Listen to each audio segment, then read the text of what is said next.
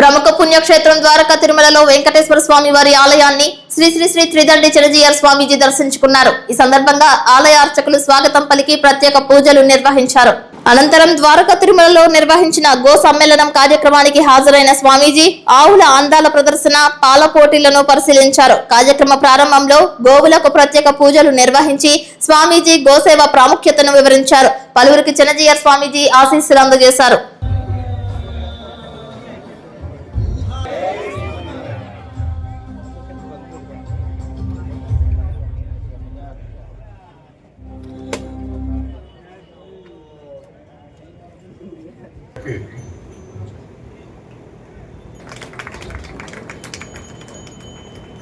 మీరు ఎంతో అదృష్టవంతులు. స్వామివారి చేతి మీద సన్మానం పొందారు.